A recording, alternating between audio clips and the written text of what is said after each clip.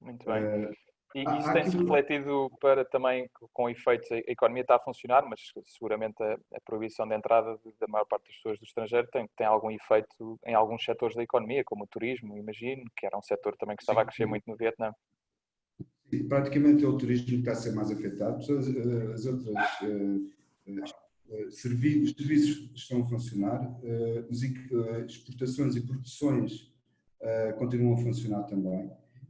Basicamente, os expatriados que estavam na altura não se ausentaram, mantiveram-se. Portanto, sendo eles pessoas-chave em determinados setores, continua. Portanto, está a funcionar. O tráfego aéreo doméstico está a funcionar como se fosse um pré-Covid. Quer dizer que os aeroportos domésticos estão subcarregados como sempre tiveram. Portanto, a economia funciona, a economia local, os restaurantes estão abertos, há seminários, portanto, tudo funciona, exceto a entrada de estrangeiros. Deixámos de ouvir, Pedro. Deixámos de ouvir. Peço desculpa. E os casos de Covid têm estado muito, muito baixos. Em comparação com o mundo, sim. Sim. Para nós, ainda assim, não.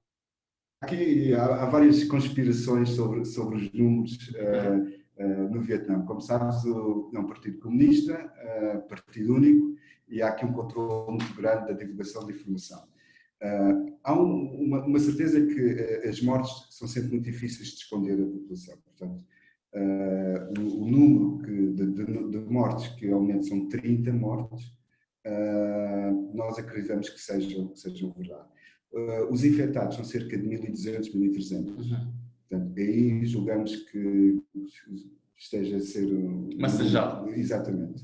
Mas em termos de avaliação global, julgamos que não é muito mais do que estes números. Portanto, não é, infelizmente, o equivalente de Portugal.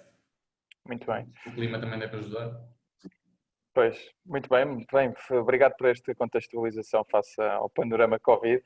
Mas hoje estamos aqui para falar de um tema que eu creio que é mais interessante do que o Covid, seguramente, que é o Acordo de Livre de Comércio da União Europeia com o Vietnã.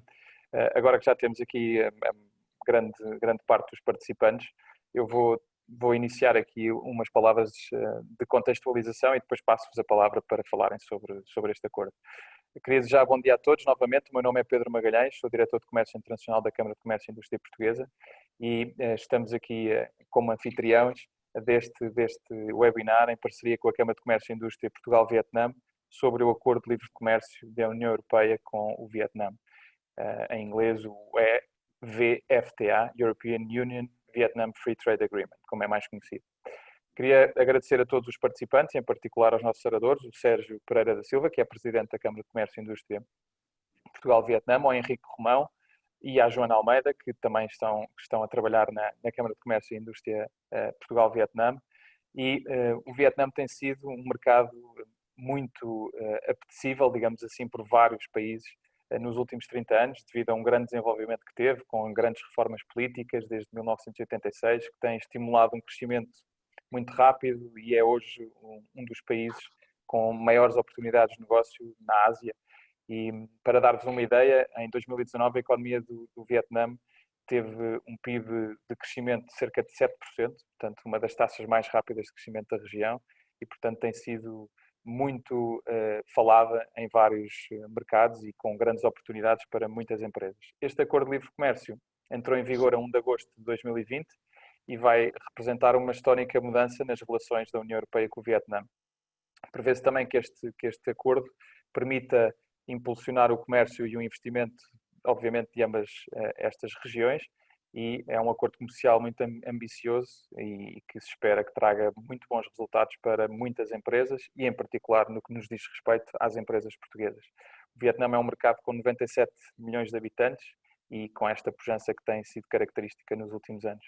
Mas melhor que eu, temos aqui a Câmara de Comércio e Indústria Portugal-Vietnã, que nos vai falar sobre este acordo e sobre todas as características que o compõem, agradecendo naturalmente toda a vossa disponibilidade para participarem neste evento. Queria agradecer também à Caixa Geral de Depósitos, que tem apoiado todas as ações internacionais da Câmara de Comércio, e esta não seria uma que não apoiaria. Antes de começar e passar a palavra ao Sérgio e ao Henrique e à Joana, gostava só de lembrar algumas regras base deste funcionamento do evento. As sessões são gravadas, o vídeo e os microfones de todos os participantes estão desligados e todas as questões ou comentários que possam ter podem colocar na rúbrica Q&A, que podem encontrar na barra inferior do Zoom, e depois eu colocarei aqui aos nossos convidados, e isto é para tornar dinâmico, poderão interromper quando quiserem com essas perguntas que eu colocarei a todos os nossos oradores. Sem mais delongas, passava então a palavra ao Sérgio e para começarmos a falar sobre este importante mercado. Muito obrigado e acordo. Muito obrigado. É sempre um prazer e eu tenho sempre que fazer esta referência de trabalhar contigo e com a CCIP. Como disse inicialmente, vocês são um parceiro muito estratégico para esta Câmara em Portugal e o resultado tem sido bastante positivo para as empresas portuguesas, para os nossos membros, digamos assim. Muito obrigado. Parece. Vamos fazer uma pequena, portanto, como disseste, vai ser uma interação entre quatro, para não ser aborrecido. Eu vou falar um pouco do que é dizer um tratado de comércio livre. O Henrique vai falar um pouco mais na generalidade do que esse vai trazer mais específico dos setores e depois vamos dar alguns exemplos. Portanto, para não ser maçudo, porque isto é um pouco maçudo se claro que sim. Imagens e então vamos tentar criar aqui uma dinâmica interessante. Só para quem não nos conhece, nós somos uma Câmara de Comércio Portugal-Vietnã, registada em ambos os países, Portugal e no Vietnã também. Somos, como disse, parceiros estratégicos da Câmara de Comércio. Somos compostos por 5 pessoas, eu, a Miscelano, o Henrique, a Tine e a Joana. Portanto, são 3 portugueses e 2 vietnamitas e temos escritório tanto em Portugal como no Vietnã. Neste momento estamos a falar do Vietnã. A Câmara de Comércio tem também, como outros parceiros estratégicos, a rede de câmaras de comércio portuguesas, na qual a CCIP é, digamos, o patrono, e a Eurocham. Nós pertencemos à Eurocham Vietnã, que é a umbrella das câmaras de comércio europeias no Vietnã. E todos os serviços que uma Câmara de Comércio presta, nós também prestamos. Apoio à internacionalização. Vamos agora falar sobre o que é o Acordo de Comércio Livre. Basicamente é um acordo entre 2 países, neste caso entre a Comunidade Europeia e a representação dos 27, e um outro país, em que tentam ao máximo agilizar as barreiras económicas e alfandegárias que possam existir entre estes 2 países. O Vietnã e a União Europeia começaram a fazer a negociação há 10 anos, portanto, demorou 10 anos para que este acordo fosse estabelecido. E porquê também o Vietnã? Porquê que a União Europeia escolheu o Vietnã? Por várias razões. Porque o Vietnã é membro da ASEAN, é o equivalente à União Europeia na Ásia, do Sudeste Asiático, e também pela sua estabilidade política. Estamos a falar da Tailândia, pode ter alguma estabilidade política, mas houve aquele golpe de Estado militar, etc. Aqui não, aqui apesar de ser um país com um partido único um pouco totalitário, há uma certa estabilidade política após a guerra do Vietnã, ou a guerra americana, como eles aqui chamam. E também porque o governo vietnamita negociou um total já de 26 acordos de comércio livre, e que ou está a negociar e que no total 12 já estão em vigor. Isto é bastante importante, mostra uma mentalidade muito virada para o exterior, uma flexibilidade muito grande, por exemplo, em contraste com a China. O que é que nós temos aqui? De vários acordos entre o Vietnã, o EVFTA abarca, lá está, só o Vietnã, mas depois, dentro da ASEAN, como por exemplo Malásia, Tailândia, nós podemos estabelecer também regulações, ou seja, no fundo, os 27 países e Portugal, neste caso, vai entender o Vietnã como a porta para entrar depois para esses países. Isto é bastante importante. Eu queria falar qual é as vantagens, como fiz a referência, é o mercado asiano, principalmente, e também o facto, por exemplo, de, com a administração Trump, o PPT, ou o Trans-Pacific Acordo, que era para ser feito com os Estados Unidos, falhou. Então, o Vietnã acaba por a grande potência para fazer a negociação de comércio é a União Europeia. O que é que nós estivemos a fazer? Basicamente, a Câmara foi estabelecida há 3 anos. Neste momento-chave, sabíamos que estava para acontecer este acordo e pelo facto também de não existir uma embaixada no Vietnã. Ou seja, o empresário português não tinha uma muleta, não tinha uma organização que o pudesse assessorar, suportar no Vietnã. Então, a Câmara foi estabelecida também com esse propósito e também no momento-chave das negociações finais do acordo. Tivemos presente várias vezes em Bruxelas a defender Portugal e a puxar, digamos assim, pela concretização do acordo, porque depois demorou vários tempos. Porquê? Porque o acordo de comércio livre entre a União Europeia é bastante interessante, porque não vamos só falar de um acordo de trading, estamos a falar da disseminação dos princípios e do conceito básico da União Europeia. Ou seja, ao fazermos o trading com o Vietnã, estamos também a disseminar modelos de abolição do mercado infantil, princípios básicos da lei do trabalho, etc. E isso foi um princípio muito interessante que trouxemos para o Vietnã e no qual os vietnamitas querem aprender, querem perceber o que é a qualidade, como é que se produz. Isso é uma mais-valia do povo vietnamita. E nesse sentido, pelas 63 províncias, fomos, juntamente com a Eurocham, também disseminando este conhecimento, qual é os benefícios do mercado do EVFTA. Claro que com a Câmara temos esta possibilidade de, no fundo, mostrar o que é que Portugal tem de melhor. Aproveitamos esta onda de otimismo entre os 27 e tentamos ao máximo captar a atenção portuguesa. Claro que os franceses, os italianos, os alemães têm uma posição mais privilegiada, pelo também o próprio investimento que eles fazem no Vietnã, mas acho que nós somos, enquanto portugueses, um pouco inteligentes e vamos aproveitando essa onda. E isso tem resultado bastante bem. Eu acabo aqui a minha apresentação, não quero demorar muito, quero passar ao Henrique, ou à Joana, para falar um pouco com mais detalhe quais são os benefícios propriamente do EVFTA. Muito bem, muito obrigado, Sérgio. O microfone é seu, Joana. Obrigada, Sérgio. Bom dia a todos. Eu vou tentar aqui partilhar a minha tela. Vou precisar de autorização.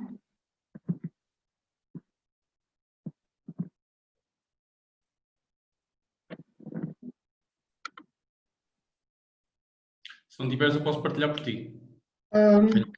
Eu preciso... pois, mas tu tens a minha apresentação.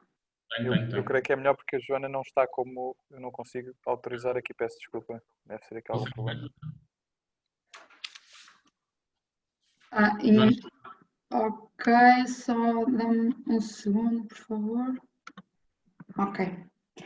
Pronto, eu vou falar aqui um pouco mais em pormenor sobre o EVFTA. Podes passar, por favor, Henrique? Irei abordar então alguns dos principais destaques, que são já conhecidos, mas valem a pena ser recordados. Algumas medidas implementadas, peço desculpa, no sentido da facilitação do comércio e também no que toca a processos aduaneiros. Ainda algumas novidades em termos de direitos de propriedade intelectual e, por fim, as regras de origem, o que são e como se aplicam. Ora, relativamente aos principais destaques, o acordo tem por objetivo eliminar virtualmente todas as tarifas à importação ao longo de 7 anos, no caso das importações europeias, e 10 anos, no caso das exportações europeias. Só uma pergunta, desculpa interromper, Joana. Temos aqui uma pergunta do Pedro Carrasqueiro que nos pergunta, ao nível dos códigos aduaneiros para a classificação das mercadorias, se o Vietnã segue as normas HTS ou tem alguma nomenclatura própria, tal como sucede com a NCM, que é HS, utilizada pela... sistema harmonizado, sim, É um sistema harmonizado, ok. exatamente. Obrigado. Ora, como eu estava a dizer, eu vou-me focar principalmente nas exportações europeias, nesta apresentação, por falta de tempo, claro, não conseguimos abordar todas as nuances, e, portanto, para as exportações europeias, ou seja, as tarifas à importação do Vietnã, 48,5% foram eliminadas logo a partir do momento de entrada em vigor, o que equivale a 64,5% do valor. Podes passar, por favor, Henrique? E, portanto, o Vietnã compromete-se a eliminar ao longo de 10 anos até 98,3% das tarifas. A seguir, temos um pequeno resumo do cronograma de algumas reduções tarifárias dos bens europeus. Podemos mencionar aqui, por exemplo, os químicos, que viram as suas tarifas reduzidas logo em 70% desde o momento de entrada em vigor, e que as restantes serão eliminadas progressivamente até um máximo de 7 anos, mas para algumas classes de produtos vai em 5 anos. Por exemplo, os têxteis, cujas tarifas reduziram em 80% logo no dia 1 de agosto e as restantes progressivamente entre 3 e 5 anos. Os laticínios, cerca de 44% já foram eliminadas. A maioria dos países com indicação geográfica será no máximo 3 anos, que verão as suas taxas reduzidas até 0%. Os restantes irão usufruir dessa taxa em 5 anos. Podemos ainda mencionar, por exemplo, a cerveja, que ficará livre de tarifas em 10 anos, e o vinho e bebidas espirituosas em 7 anos. Joana, posso só interromper? É que no Vietnã o álcool é considerado um produto de luxo. E então esta diminuição progressiva tem a ver com o impacto depois que o Estado iria perder na recepção dessas taxas. E também para proteger um bocado os produtores domésticos do mercado, porque a abertura do país, ao reduzir as tarifas, vai abrir as portas ou vai reduzir as barreiras de entrada dos outros jogadores internacionais que têm maior capital e maior experiência e podem penetrar o mercado e adquirir mais cota de mercado facilmente. Exato, obrigada. Ora, o Vietnã comprometeu-se ainda em melhorar substancialmente o acesso das empresas da União Europeia aos setores de serviços. Aqui é de notar que as empresas europeias passam assim a beneficiar de um nível de acesso a este mercado que empresas de nenhum outro país têm. Poderão ainda também licitar contratos públicos com ministérios vietnamitas, empresas públicas. E, por outro lado, outro aspecto bastante importante deste acordo, que já foi aqui mencionado, refere-se ao compromisso com o comércio e desenvolvimento sustentável, com o fim a salvaguardar padrões de proteção social, ambiental, promovendo a democracia e o respeito pelos direitos e valores humanos, portanto, valores europeus, como o Sérgio já tinha dito. Estes são alguns dos destaques, existem outros, mas vamos seguir para a facilitação do comércio e a alfândega. Portanto, além da redução das tarifas e da abertura de mercados, a facilitação do comércio é, claro, uma parte bastante crítica do comércio transfronteiriço e refere-se a medidas com fim à simplificação e modernização dos procedimentos aduaneiros, que estejam em conformidade com instrumentos e normas internacionais, que sejam transparentes, eficientes, e impedindo ainda imposição e instituição de barreiras não tarifárias. E, portanto, podemos perceber que reduz assim a burocracia, evitam-se encargos discriminatórios e a fraude, que também é bastante importante neste panorama, economiza-se tempo e dinheiro, claro, e aumenta-se assim a previsibilidade para todos os operadores económicos. Ora, isto na prática traduz-se em quê? Traduz-se na separação do processo de liberação de mercadorias e do pagamento de taxas de impostos, traduz-se na implementação de um documento administrativo único, ou um equivalente eletrónico, na aplicação de técnicas aduaneiras modernas, como a gestão de risco, o uso de tecnologia de informação, etc., e o aumento das competências das autoridades aduaneiras no que toca à violação de direitos de propriedade intelectual, que é exatamente o próximo ponto a abordar. Podes passar, por favor, Henrique? Obrigada. Ora, segundo a Organização Mundial da Propriedade Intelectual, os DPI, os direitos de propriedade intelectual, aplicam-se a invenções, obras literárias, artísticas, símbolos, nomes, imagens, que são utilizados no comércio. São, portanto, ativos intangíveis, devem ser protegidos e o registro destes capacita as empresas para beneficiar das suas atividades e abre ainda portas para atividades, parcerias locais, como franchising, licenciamento, merchandising, joint ventures, de uma forma segura. No Vietnã, este registro opera sobre um sistema first to file, ou seja, a proteção é concedida ao primeiro requerimento para tal, independentemente da data real de invenção, exceto para direitos de autor, que são automaticamente protegidos. Irei muito brevemente, então, abordar alguns destes direitos. Podes passar, por favor, Henrique? No que toca, por exemplo, a copyright, os direitos de autor, basicamente aqui as novidades são da adesão do Vietnã aos tratados sobre a internet, que impedem o acesso não autorizado a trabalhos criativos na internet ou de outras redes digitais. Promove, portanto, o comércio eletrónico, o e-commerce. Por outro lado, os artistas europeus passam também, por exemplo, a poder obter royalties pela utilização dos seus trabalhos criativos. E o registro destes no Vietnã, embora não seja obrigatório, pode ser útil em caso de disputa e tem um custo normal que varia entre 5 a 25 euros por certificado. Podes passar, por favor? Exato. Designs industriais e patentes.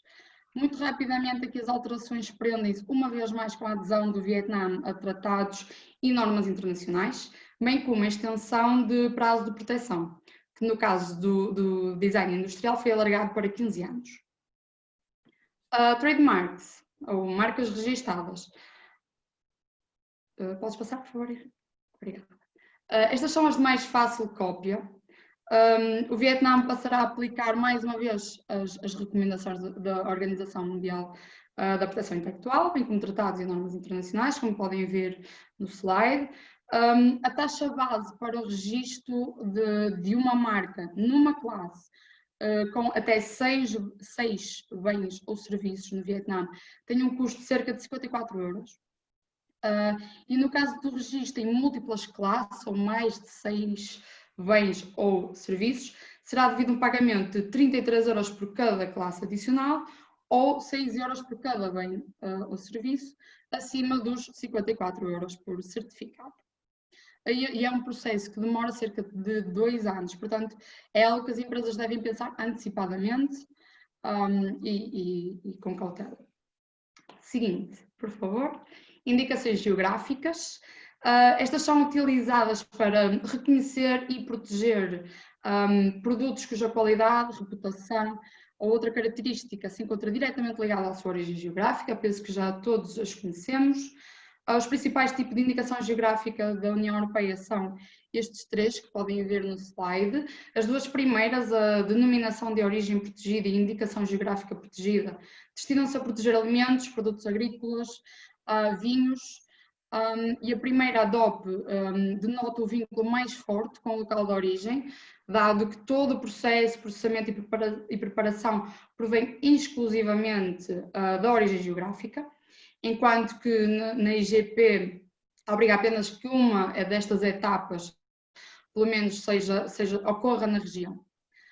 Por fim, a indicação geográfica, que é direcionada a bebidas espirituosas e vinhos aromatizados, impõe que pelo menos uma dessas etapas ocorra na região de origem.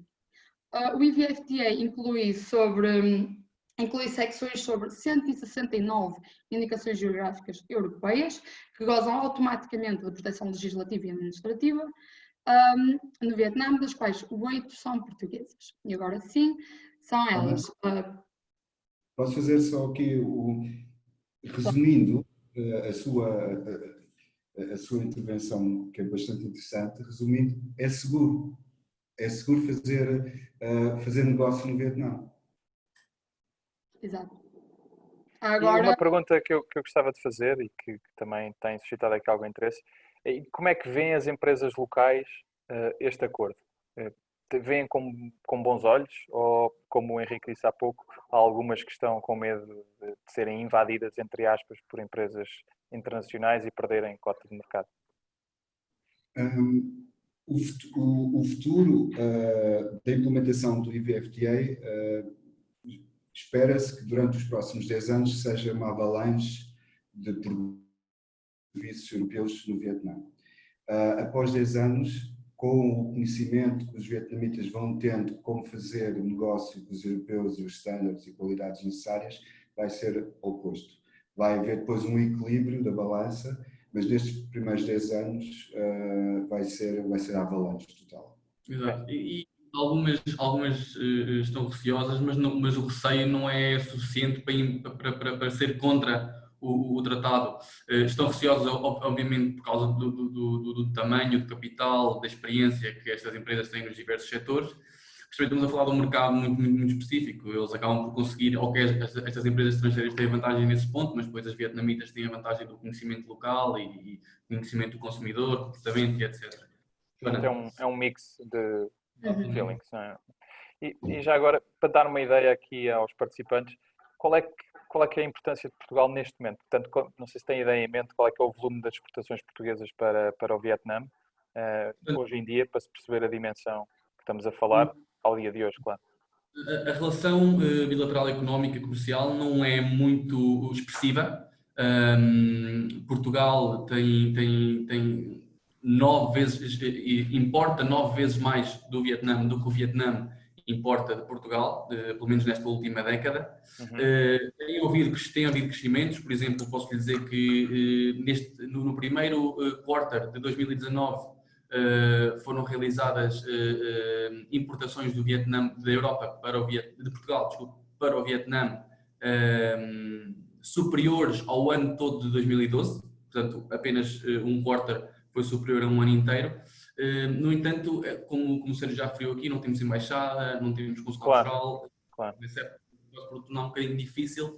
Não somos muitos portugueses aqui também a disseminar. Portugal e Vietnã, a relação é mais histórica que atual e acaba-se por perder aqui um bocado o contacto entre os dois países, as duas culturas, que se estende, obviamente, à parte comercial, à parte do trading.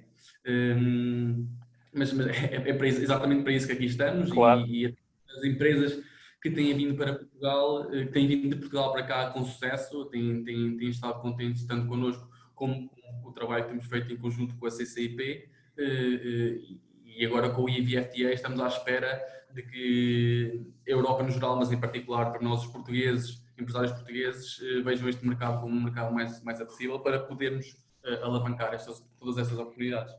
Sim, sem dúvida. Nós também temos verificado aqui que não só o Vietnã, como o Sudeste Asiático em geral, não tem estado tanto no radar como outras regiões do mundo para empresas portuguesas, mas eu acho que cada vez mais, eu lembro-me em 2012 não ter nenhuma empresa interessada no Vietnã, e hoje em dia temos frequentemente empresas que se interessam por este mercado, o que é um sinal, e eu creio que depois isto se vai refletir naquilo que são as trocas comerciais entre ambos os países. Muito obrigado. Mas os CPLP no seu radar de investimentos. Pois sim, eu creio que já passou essa fase. Por um lado acho bem, porque são mercados que foram importantes para Portugal, mas ao mesmo tempo muito limitados naquilo que podem ser as oportunidades. Exatamente. Joana, obrigado. Obrigada. Como eu estava a dizer, estas são estas e as seguintes, as 8 indicações geográficas portuguesas que são agora protegidas legislativamente e administrativamente no Vietnã. Já do lado vietnamita temos 39 IGs protegidas e reconhecidas como tal, como é o caso do molho de peixe Phuoc, chá, café, entre outros. Chegamos assim para o final do último capítulo, as regras de origem. Aqui importa inicialmente, podes passar por favor Henrique, inicialmente mencionar que o governo vietnamita emitiu a 18 de setembro este decreto, o decreto número 111, sobre as tarifas preferenciais do Vietnã para o período de 2020 e 2022. Aqui contém o cronograma de reduções tarifárias preferenciais que são aplicadas desde o dia 1 de agosto. E para as empresas portuguesas serem elegíveis para este tratamento especial na fronteira vietnamita, os seus bens devem satisfazer plenamente estas 3 condições que podem ver no slide.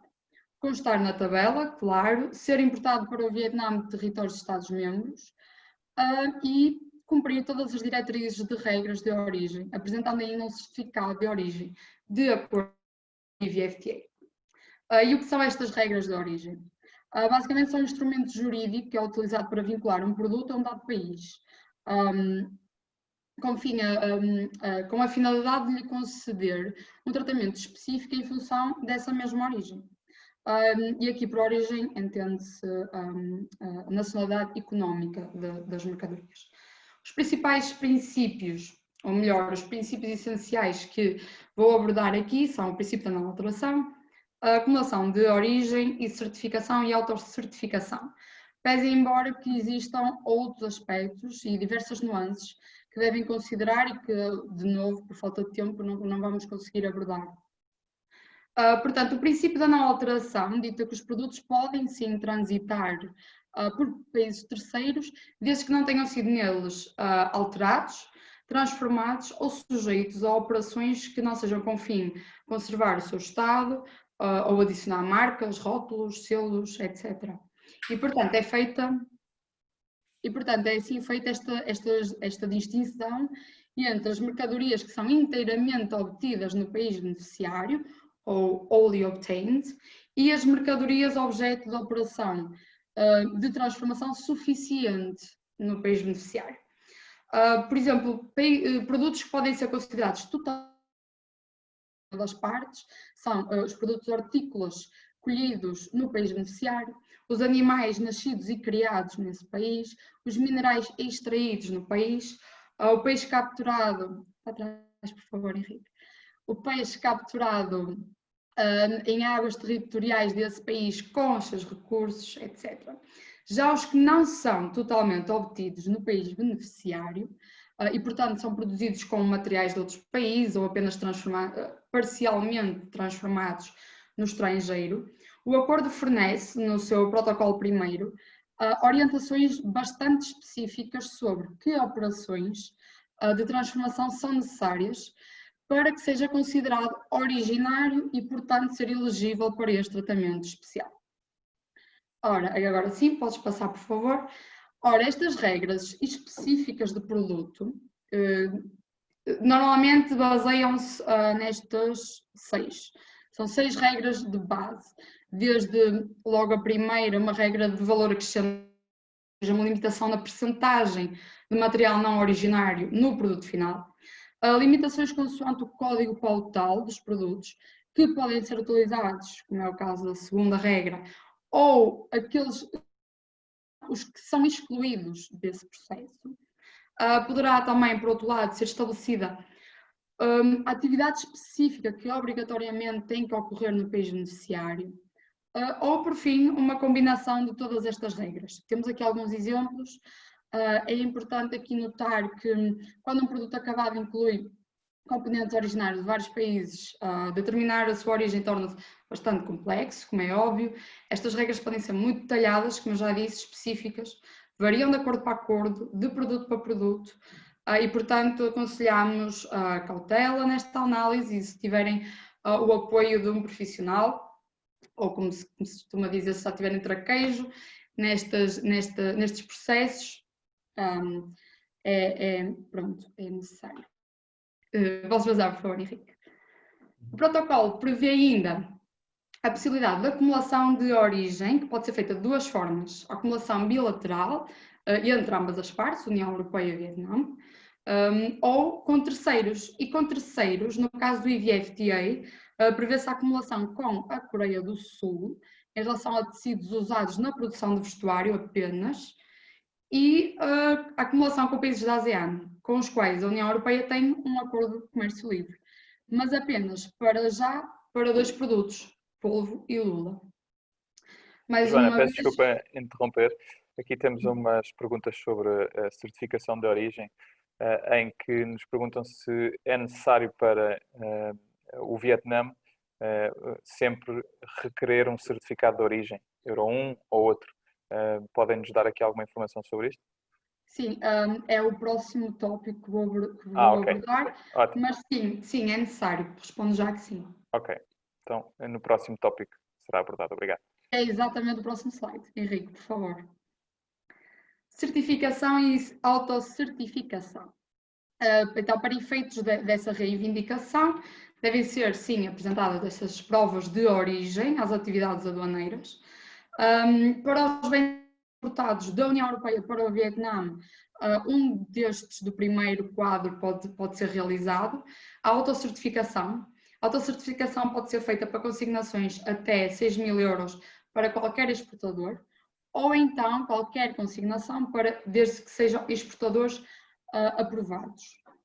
Por outro lado, o certificado de origem que falou, Pedro, também emitido por uma autoridade competente do país exportador. Já para os bens vietnamitas, será necessário um certificado governamental de origem, dado que ainda não foi implementado, mas será o mecanismo oficial para a autocertificação. Relativamente aos documentos necessários para esta certificação, passam por, como podem ler, provas diretas da produção, de outros processos, da origem, do trabalho ou processamento, que documentem provas e documentos que comprovem isto.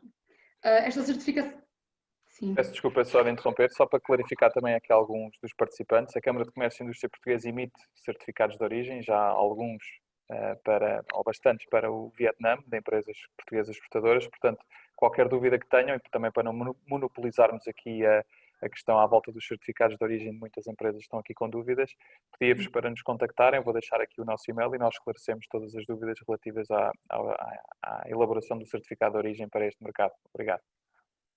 Exatamente, até que é como eu estava a dizer, há diversas nuances, há vários pormenores, tem que ser uma análise caso a caso e, portanto, aqui falámos apenas muito brevemente, temos 1 hora para compactar toda esta informação, pelo que é impossível fazer essa análise que é necessária.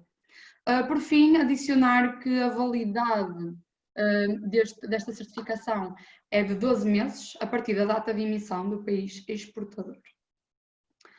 Por fim, temos aqui... Sim? Querem adicionar alguma coisa? Não? Ok. Não. Por fim, algumas recomendações da CCIPV. Pois, falta esse slide nessa apresentação, não importa. Basicamente, primeiro será para determinar o código pautal da mercadoria que pretende importar ou exportar, de forma a conseguir apurar que benefícios têm acesso sobre o IVFTA, e por outro lado, os importadores vietnamitas também precisam desse código para ser aceito na sua alfândega. Em segundo lugar, determinar, com base nesse código, que regras de origem devem ser satisfeitas, para conseguir reivindicar essa condição de originário. Em terceiro lugar, analisar criticamente os seus custos de produção. É importante que os exportadores monitorem regularmente as suas fontes de custos, para garantir que possam continuar a qualificar-se como originários. Em quarto, claro, gerar essa prova de origem e, por fim, fazer essa declaração de reivindicação às autoridades alfandegárias com evidência suficiente e que seja consistente com os documentos que lhes são fornecidos. E assim termino e passo então a palavra ao Henrique, que irá abordar especificamente 3 setores. Obrigada. Obrigado. Muito obrigado. Muito obrigado pela tua intervenção. Bem, agora aqui para terminar, eu vou então afunilar o último afunilamento. Portanto, o Sérgio começou a falar do CCIPV e o que é o tratado. A Joana falou-nos das diversas nuances deste mesmo tratado. Como podemos ver, é bastante complexo e reitero o que o conselho da Joana em se acompanharem de um profissional e, claro, aqui referimos a CCIP como o parceiro número 1 com o qual devem procurar trabalhar, e vamos então aqui focar-nos em 3 setores: o setor alimentar e das bebidas, o farmacêutico e o têxtil. Aqui, muito brevemente, vou-vos dar as perspectivas setoriais aqui muito breves destes mercados aqui no Vietnã. Depois vou falar um bocado sobre os benefícios intersetoriais que se aplicam a todos. Depois vou aqui só tocar nos específicos a cada setor e, por fim, fazer um comentário sobre a estratégia de expansão internacional após a implementação deste tratado. Portanto, iniciando pelas perspectivas setoriais, vou dar aqui início com o setor têxtil. É um setor de grande relevância aqui no Vietnã. Como podem ver, representa 15% bruto, quase 9.000 empresas, das quais 40% são de investimento direto estrangeiro. E aqui há de destacar que neste investimento direto estrangeiro, 63% são da produção de vestuário e são os mais relevantes, e a 19% da tecelagem e tinzimento. Emprega ainda uma população de 2,7 milhões, que é quase mais que um quinto da nossa população do nosso país. Aqui não vou avançar muito com números, pusemos aqui para ser fácil de visualizar, para não perdermos aqui também muito tempo. Como podemos ver, as importações do Vietnã relativamente à Europa focam-se muito no tecido, e as exportações dos têxteis e do vestuário. Da Europa, peço desculpa, do mundo, e exportam aí sim para a União Europeia 13%, que é o terceiro bloco económico, ou o segundo bloco económico, peço desculpa, razão também pela qual, como o Sérgio reiterou, como podemos ver, os Estados Unidos é o número 1, mas devido a todo este cenário de relações internacionais económicas, a União Europeia veio aqui ganhar um reforço extra, independentemente do tratado. Aqui, relativamente à cadeia de fornecimento doméstica do setor têxtil, tanto desde do raw material, dos recursos materiais, até à finalização. Aqui o Vietnã, relativamente à fiação, tem uma oferta doméstica de matéria-prima insuficiente, importando o algodão e o poliéster.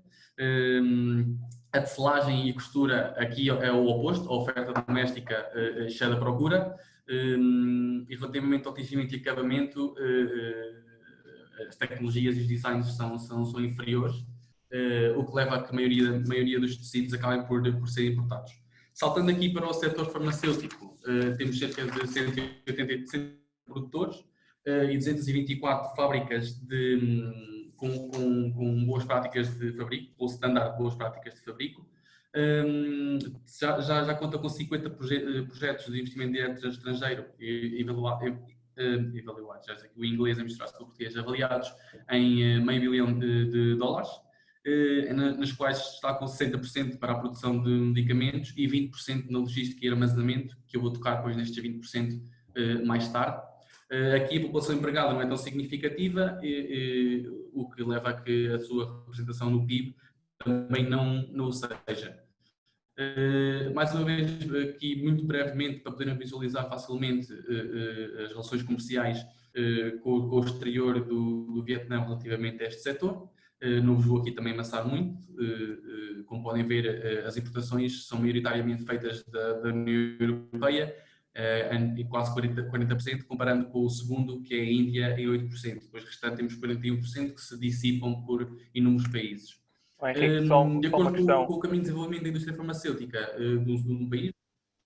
Henrique, só que uma questão que nos colocam a propósito do setor farmacêutico: se estão incluídos aqui, se vocês têm conhecimento, estão incluídos aqui os suplementos alimentares?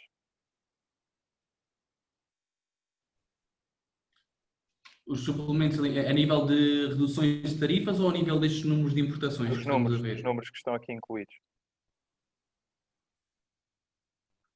Não, isto são só medicamentos. Ok. Obrigado. Temos prescrição. Exato, com prescrição. Over the counter não estão. Vou mencionar daqui a um pouco. Ok. Como estava a dizer, relativamente ao caminho de desenvolvimento da indústria farmacêutica de uma economia, existem 4 níveis. O Vietnã encontra-se no terceiro, que significa que tem uma indústria doméstica farmacêutica, produz genéricos e inclusive chega a exportar alguns. Só para esclarecimento, o quarto nível refere-se a países autossuficientes no sourcing e na inovação medicinal.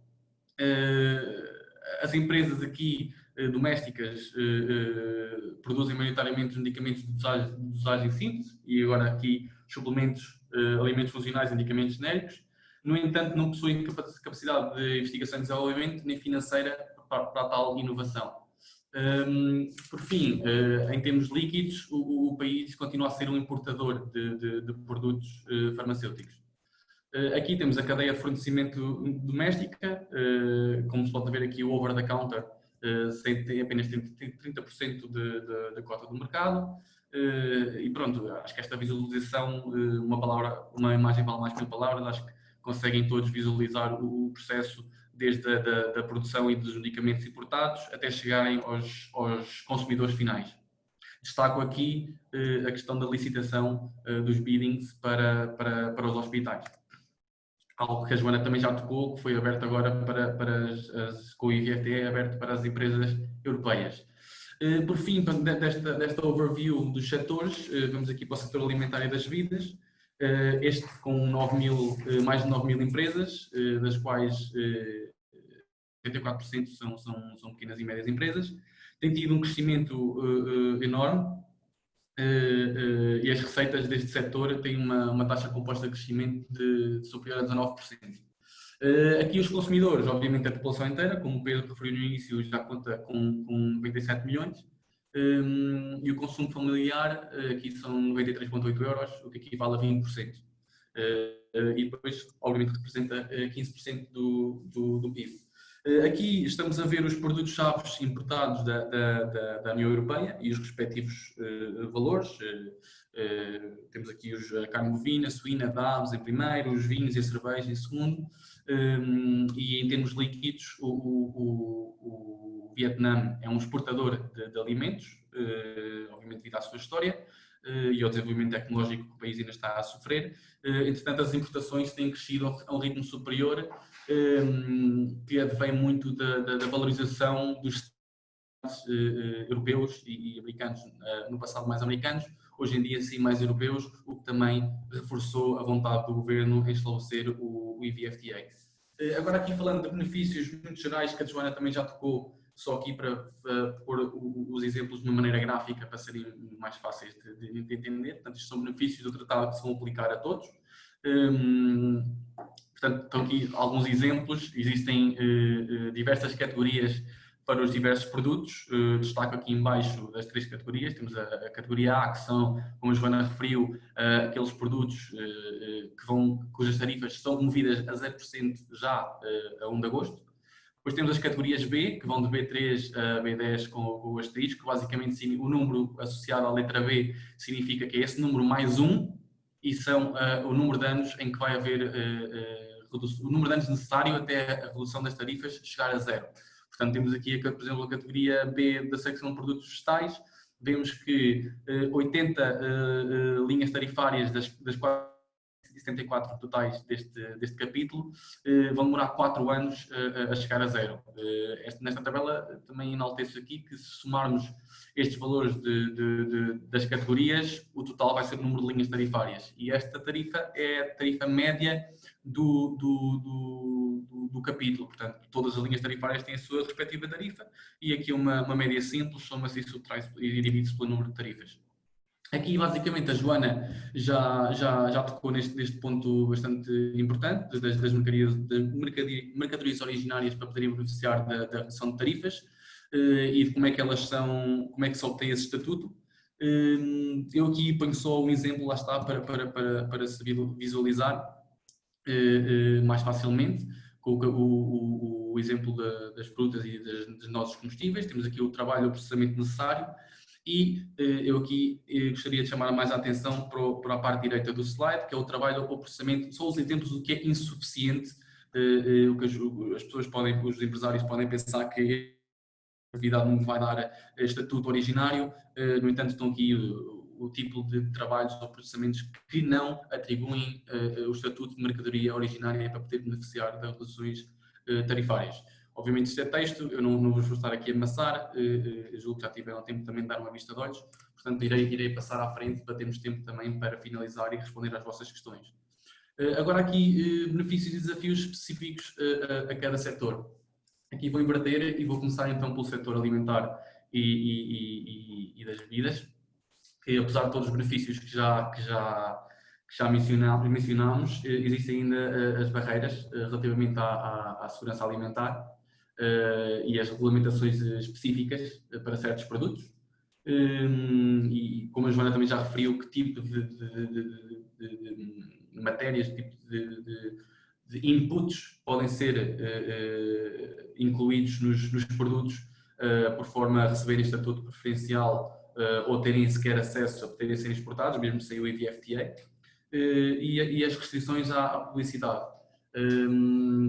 Depois temos ainda as disputas da Organização Mundial do Comércio, relativamente às restrições de produtos animais, produtos de origem animal, e aos procedimentos de acesso de mercado para frutas e vegetais que nem sempre são lineares. Agora aqui benefícios específicos ao setor farmacêutico, os direitos de propriedade intelectual, a Joana já tocou, portanto iria passar para o segundo, importação direta de produtos farmacêuticos. Portanto,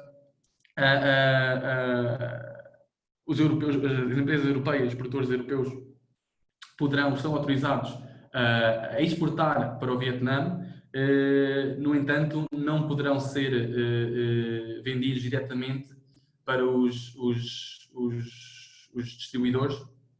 É necessário que haja uma entidade, pode ser de investimento estrangeiro ou investimento local, que receba os produtos e depois sim faça essa empresa local ou de investimento estrangeiro, mas tem que ser aqui no local fisicamente, faça a respectiva consequente distribuição para os diferentes agentes do mercado, como vimos no início na cadeia de fornecimento. Existe também a simplificação dos procedimentos para agilizar e torná-los mais transparentes, reduzindo o tempo da comercialização e os seus custos associados.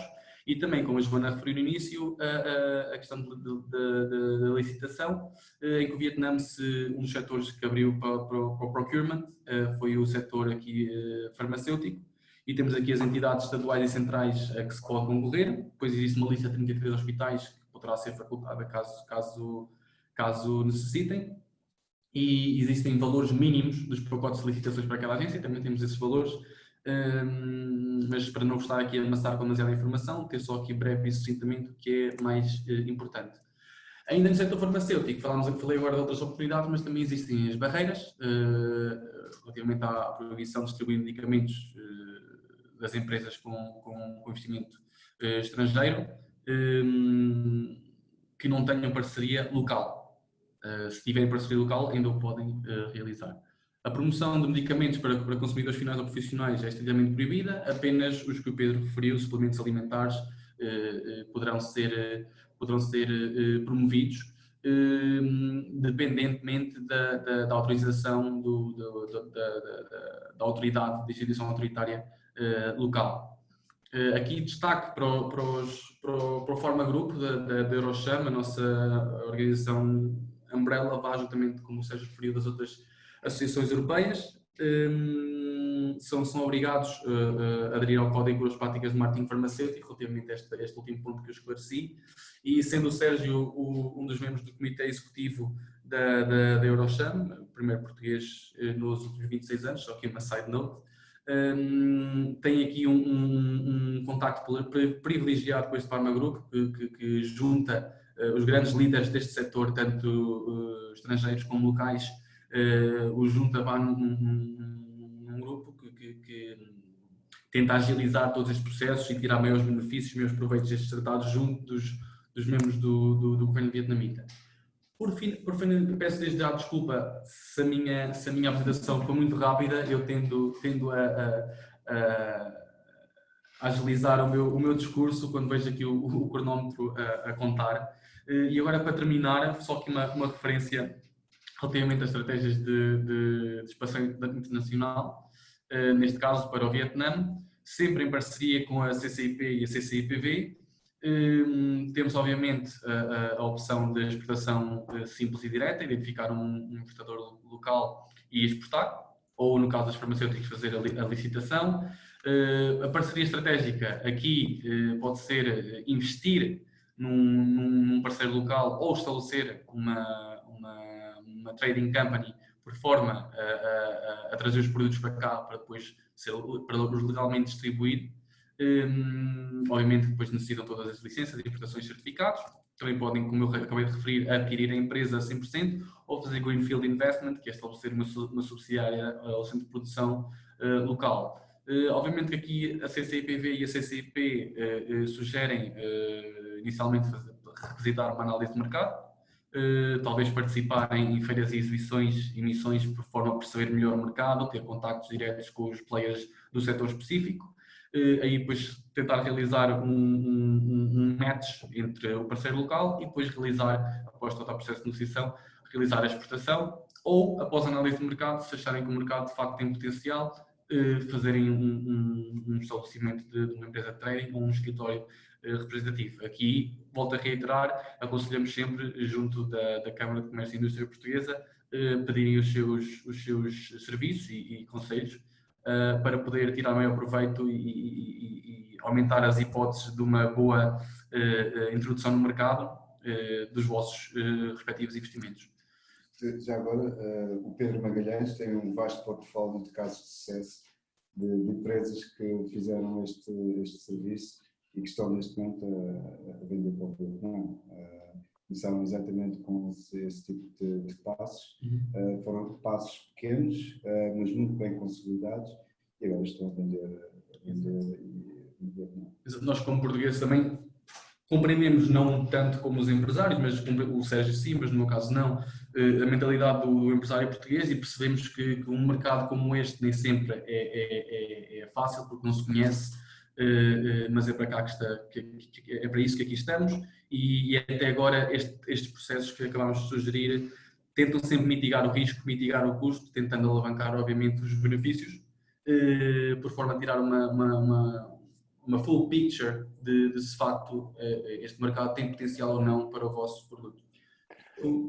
Nós temos uma sessão virtual agendada, não é, Pedro? Sim, eu agradeço a vossa apresentação. Temos aqui algumas perguntas, eu creio que algumas delas específicas, eu pedi a todas as empresas, naturalmente nós não conseguimos responder a todas as perguntas específicas de cada setor, pelo menos ao vivo, podemos com certeza depois responder com mais fundamento após estudarmos um bocadinho caso a caso de cada empresa e, portanto, pedi a todos para que se tenham perguntas muito específicas sobre o vosso setor, que nos contactem para o internacional@ccip.pt, como coloquei no bate-papo, e nós procuraremos responder por e-mail ou numa reunião individual com as empresas que tenham essa necessidade. Aqui o objetivo era percebermos aqui os dados mais macro sobre este acordo, que vai ser muito importante para a Europa e naturalmente para as empresas portuguesas, e portanto estaremos naturalmente disponíveis para esclarecer qualquer dúvida respeitante aos vossos casos individuais no que concerne à relação que poderão ter com este mercado. Eu, antes de terminarmos, punha aqui algumas perguntas mais generalistas e não tanto a ver com o acordo que nos colocaram aqui alguns dos participantes, que nos perguntam que neste momento quais é que são os produtos mais exportados de Portugal para o Vietnã. Creio que vocês têm uma ideia de 4 ou 5 cadeias de produtos que se nos quiserem indicar, que possam ser neste momento produtos exportados de Portugal para o Vietnã. Portanto, de Portugal para o Vietnã, temos a maioria é ainda peixe, crustáceos. De Portugal para o Vietnã. Também temos crustáceos de Portugal, peixe de Portugal para o Vietnã. Obviamente. Equipamento. Não, eu estava a continuar o raciocínio, maquinaria, equipamento, mas continua, desculpa. Eu estava aqui só aqui a referir, porque o Sérgio estava aqui a referir que de Portugal para o Vietnã, obviamente que a dimensão neste setor de crustáceos e peixes de Vietnã a Portugal tem uma dimensão muito superior, muito superior. Exato. Sim, mas tudo que seja relacionado com o F&B, são sempre os primeiros, portanto, quando há este estabelecimento de ligação entre um novo país, Portugal e Vietnã, a primeira abordagem é sempre pelo F&B. E nisso as empresas portuguesas, algumas têm tido algum sucesso.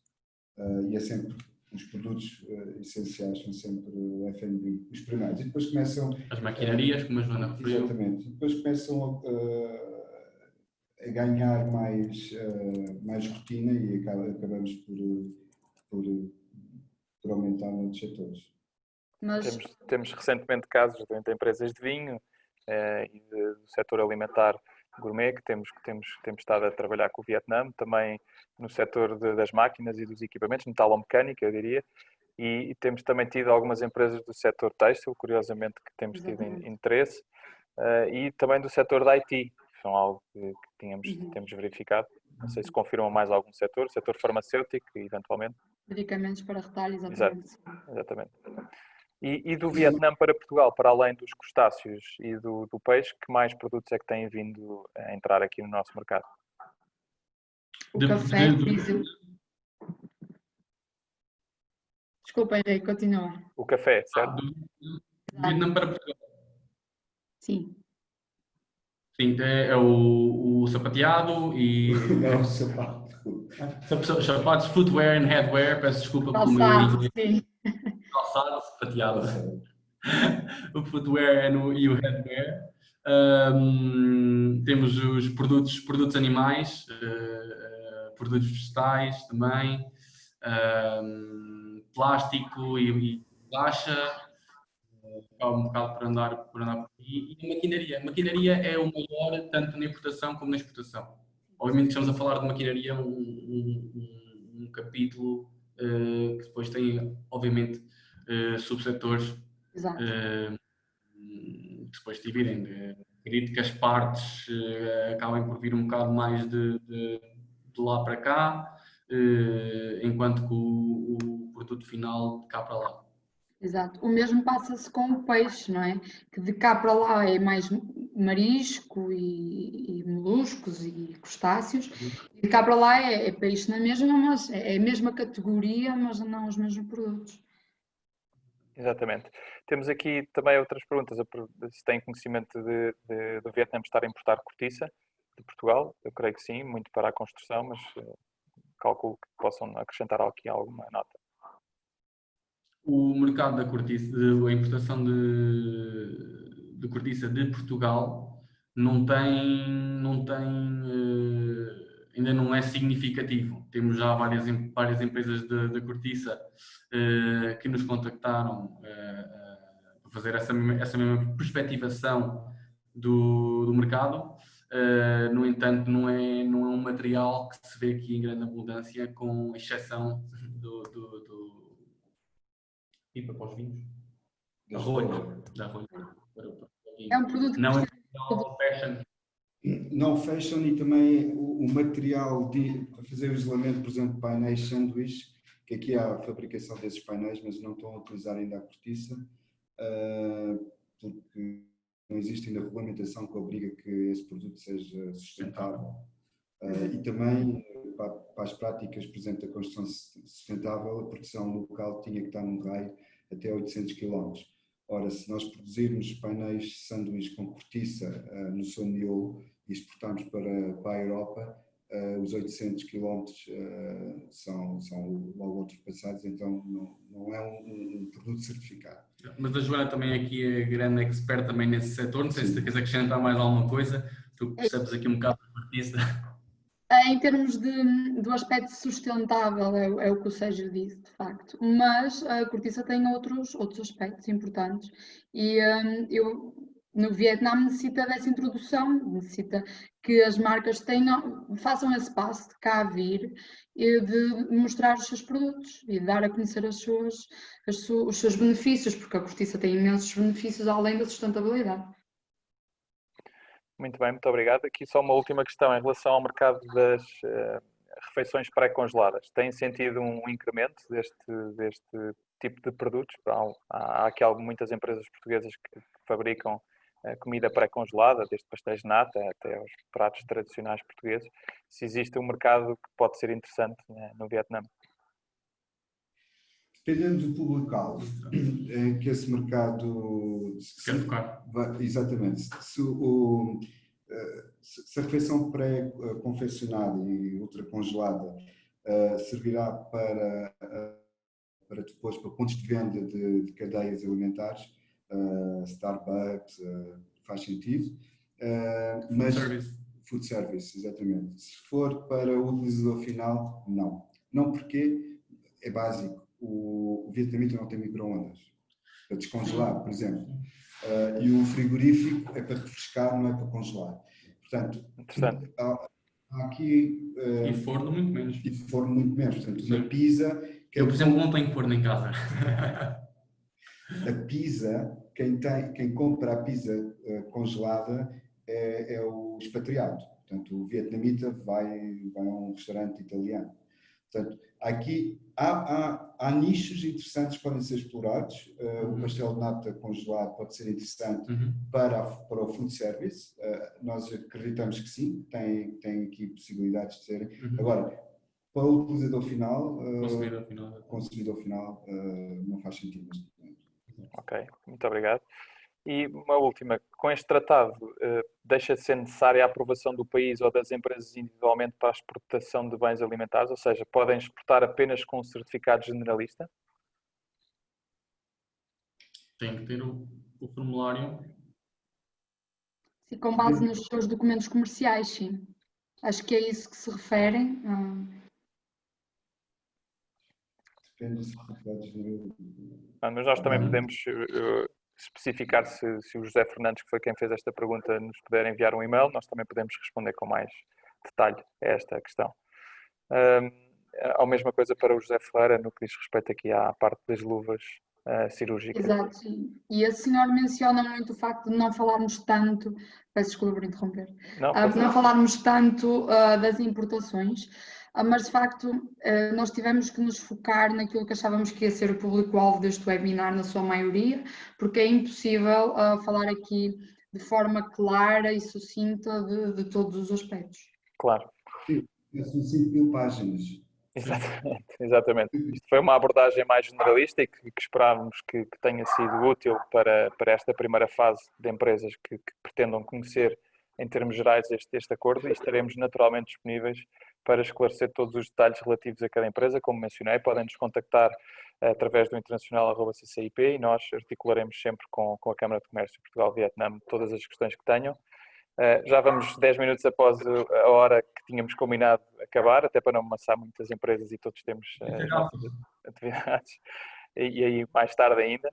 E, portanto, gostaria muito de agradecer novamente a todos os três, Henrique, Joana e Sérgio. Muito obrigado mais uma vez, penso que foi bastante interessante e espero ver-vos em breve aqui no Vietnã ou online para mais interações sobre este importante mercado. Muito obrigado a todos e até uma próxima oportunidade. Obrigado. Obrigada. Obrigado.